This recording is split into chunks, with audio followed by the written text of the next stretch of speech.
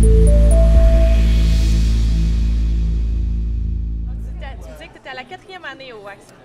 Oui, je suis comme régulier chez Odeweb, on est comme des commanditaires du WAC, on est fiers de ça, donc c'est un peu mon pèlerinage tous les ans. Et puis à chaque fois que je propose une conférence, ça donne que ça marche, donc je suis content. Ils doivent bien Ça m'aimer, doit être moi je les aime intéressant, bien, hein? je reviens à chaque fois, donc tout le monde est content je pense. De quoi on parlait cette année? Cette année on parlait d'un sujet rarement abordé, de philanthropie. Chez nous on fait surtout du e-commerce. Mais on a aussi comme client la Fondation québécoise du cancer du sein et on a amené beaucoup de stratégies typiques du e-commerce dans la philanthropie et on a trouvé que c'était quelque chose de relativement nouveau, moderne et qui pourrait quand même intéresser d'autres charities. Donc c'est pas mal de ça dont on parlait. Donc tout ce qui est des stratégies de upsell, de cross-sell, de dripping, de marketing par email, qui sont vraiment des stratégies assez classiques de tout ce qui est le retail et du e-commerce, mais qu'on a plus rarement tendance à voir en philanthropie. Donc c'est ça qu'on a amené, on en a fait beaucoup pour la Fondation. Tu me dis que vous avez amené des stratégies de e-commerce en philanthropie, mais c'est deux milieux qui se distinguent quand même d'une certaine façon. Qu'est-ce qui les distingue et qu'est-ce qui les rapproche? Alors souvent, on a tendance à croire que la philanthropie n'a rien à vendre, mais on vend quand même la cause. Et puis la vérité, c'est qu'on a quand même aussi, pour augmenter nos sources de revenus, on a créé une boutique en ligne avec des produits dédiés. Il y a par exemple une collection spéciale de bijoux de Caroline Néron qu'on peut acheter directement en ligne. Et on a rajouté, en fait on a complètement changé le site web et c'est passé d'un site web un peu vitrine où il y a m'informer, savoir ce que fait la fondation et puis donner, à une plateforme vraiment sur laquelle on peut faire des enchères, de la gamification. On a et donc la boutique comme je disais et surtout ce qui est devenu la première source de revenus sur le site, ce qu'on appelle le P2P, un terme un peu barbare pour le peer-to-peer fundraising. Donc ça veut dire typiquement il y a beaucoup de causes qui font ça, genre le camp avec je vais me raser le coco et compagnie, il y a toute une campagne avec ça. T'as fait ça toi d'ailleurs, non? Comme... ouais, moi aussi je suis un adepte, mais alors je ris, mais tout ça pour dire que tu prends des gens, tu leur fais faire une activité, un challenge, et puis finalement, les gens vont les organiser eux-mêmes. Donc sur le site, tu peux aller créer ta propre activité, ça peut être un souper spaghetti, ça peut être une course, ça peut être peu importe. Et puis à ce moment-là, tu vas contacter tes propres amis pour aller amener des dons de ton propre réseau pour la fondation et la cause qui te tient particulièrement à cœur. Donc c'est ça, cette notion de peer-to-peer fundraising. Puis on s'efforce toujours de créer un petit peu plus des activités ou des défis qui sont susceptibles d'être pris en photo parce que le selfie est comme la monnaie courante de la philanthropie, on s'entend. On veut faire en sorte que les gens prennent des selfies et fassent finalement la promotion eux-mêmes de notre cause et de notre fondation. Donc c'est ça le peer-to-peer fundraising. C'est quelque chose de très très populaire, c'est pas nous qui l'avons inventé, mais on a des résultats incroyables sur notre plateforme parce que les gens vraiment ont embarqué là-dedans. C'est devenu la première source de revenus finalement de la fondation sur la plateforme. Donc on est très contents. Puis dans tout ce qui est philanthropie, il y a le côté justement fundraising dont on va parler. Il y a aussi le côté le thème, puis des fois c'est des thèmes qui sont durs, c'est des thèmes qui peuvent être difficiles. Comment est-ce qu'on compose justement avec ça lorsqu'on essaie de finalement d'aller appliquer des concepts de e-commerce qui normalement s'appliquent vraiment pour des choses qui sont plus positives? On parlait d'acheter des choses qui sont un peu agréables, si on peut dire. Ouais, mais tu as complètement raison, mais donc, il faut faire très attention en termes de marketing à ce qu'on dit, à ce qu'on peut dire, avec qui on peut s'associer. On fait beaucoup de partenariats, on ne peut pas les faire avec n'importe qui, ça dépend évidemment des produits. Dans la salle, il y a quelqu'un qui a levé la main et puis elle travaillait pour un organisme dans les soins palliatifs. Alors moi, quand je parlais de mon selfie, c'est la monnaie de la philanthropie, pour elle, ça ne marche pas vraiment. On ne veut pas faire des selfies, on peut difficilement être très très populaire là-dessus. Il faut fonctionner sur autre chose. Ceci dit, tout ce qui est la vente de produits avec la boutique, ce n'est pas forcément pour la personne atteinte, la personne malade, mais ça peut être un geste pour financer la fondation, montrer notre soutien à la cause, mais qu'on va offrir à quelqu'un d'autre. Donc par exemple, je vais vous donner l'exemple des bijoux de Caroline Néron. Je pourrais très bien, moi, en acheter un pour ma fille qui n'est pas du tout atteinte, mais parce que comme ça, je fais une contribution à la fondation. Je donne pour la cause, mais pas forcément directement pour le patient. C'est d'autres manières de le voir. Il y a des boutiques qui ont été faites et qui sont super belles et puis qui jouent vraiment sur le côté design et esthétique. Il y a des choses incroyables qui se font dans le monde, qui sont très très modernes, qui sont très souvent inspirées vraiment du retail marketing, mais cette fois-ci appliquées lié à la philanthropie, ça donne un petit côté « Ah, on n'est pas habitué de voir ça ». Mais la vérité, c'est qu'un donateur et un consommateur, ça se ressemble beaucoup dans le comportement et dans les manières de le rejoindre, que ce soit en UX, que ce soit en email marketing, c'est un peu les mêmes stratégies concrètement. Donc quand on en maîtrise bien une, on peut l'appliquer à l'autre domaine et ça marche aussi. Puis est-ce qu'il y a des choses qui ne fonctionnent absolument pas en philanthropie qui s'appliquent au niveau du e-commerce? Écoute, non, j'allais te dire peut-être les programmes de loyauté.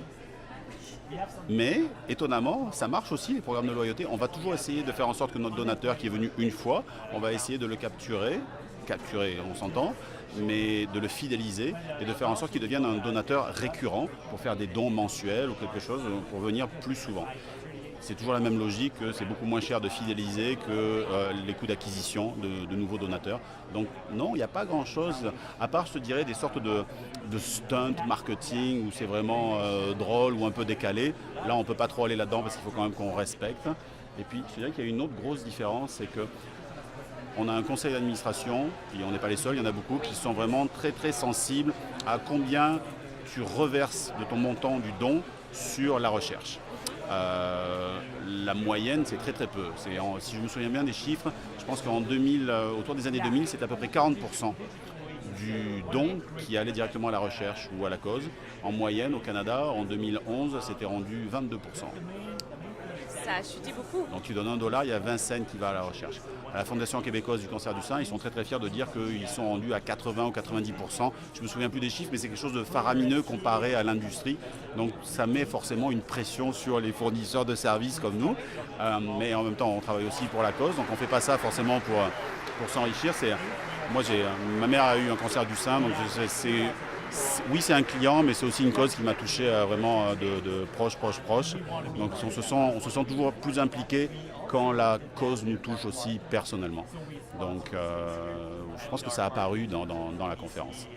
Puis à ce moment-là, est-ce qu'il y a des choses que tu aimerais laisser finalement aux gens des hints, des trucs, de comment bien aborder le sujet?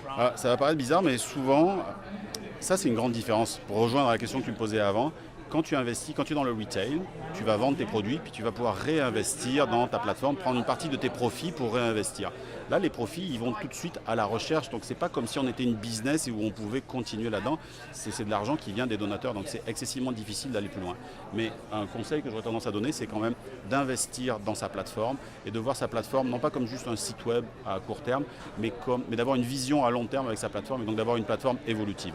On pourrait toujours mettre un petit plugin qui marche bien pour les enchères, mais si on a une vision à long terme, il ne faut pas hésiter à avoir au moins un investissement au début.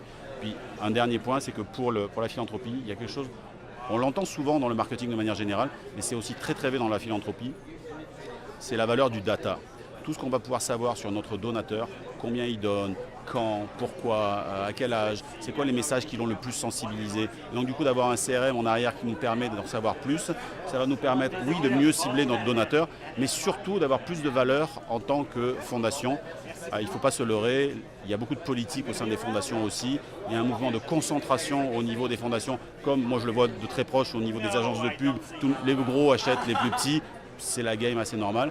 Ça se fait aussi dans la philanthropie, on en entend moins parler, mais récemment, je pense que c'était l'année dernière, Canadian Breast Cancer Foundation, donc l'équivalent fédéral de ce que nous on fait pour la Fondation québécoise du cancer, a été racheté directement. Il y a eu un merge avec la Canadian Cancer Society.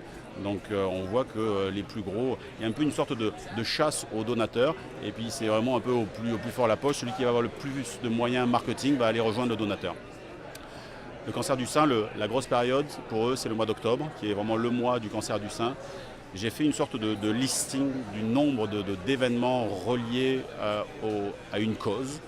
Et j'en ai rempli 2 slides entières, ça finissait plus tellement il y en avait des événements. Donc vraiment, aller chercher l'attention du donateur, c'est quasiment encore plus difficile que d'aller chercher l'attention du consommateur. Parce qu'il est sursollicité par les nombreuses causes, puis c'est dur d'en faire un choix finalement, parce qu'au niveau émotionnel, les causes nous touchent toutes. Oui, exactement. C'est pour ça que quand on a réussi à aller chercher un donateur une fois, faire du repeat et du récurrent, c'est parfois plus intéressant. Et la force du numérique aussi apparaît là-dedans, c'est que souvent on voit que c'est des événements. Il y a beaucoup d'événementiels autour de la philanthropie. Genre typiquement, tu organises, je sais pas moi, un concert caritatif, tu payes un certain prix, la plupart des artistes jouent gratuitement, l'argent va à la cause. Mais il y a quand même beaucoup de ressources humaines qui sont impliquées pour l'organisation, la logistique de l'événementiel, qui quand même finalement veut pas, ça coûte de l'argent, alors qu'on peut faire certains événements online. Donc oui, ça va coûter au début pour créer l'infrastructure numérique, mais ensuite on a juste à la récupérer. Je donne un exemple, on a monté un module d'enchères. Donc pour les enchères, pour une fondation, c'est parfait parce que la plupart des produits qui vont être mis en vente sont donnés par des partenaires. Par exemple, tu travailles avec la SAQ, ils vont te donner des bouteilles millésimées incroyables. En tout cas, moi, c'est là que je donne. Et puis, donc c'est facile de faire de l'argent sur des produits qui nous ont rien coûté grâce à nos partenaires. On fait aussi un événement, mais finalement, les gens peuvent faire participer aux enchères même s'ils ne sont pas à l'événement. Donc ça a un plus grand reach et ça coûte surtout beaucoup moins cher parce que tu as moins d'un gros événement à faire avec beaucoup de gens parce que tu peux le faire à distance. Donc ça, je trouvais que c'était important. Les modules d'enchères, c'est bon, il faut en faire.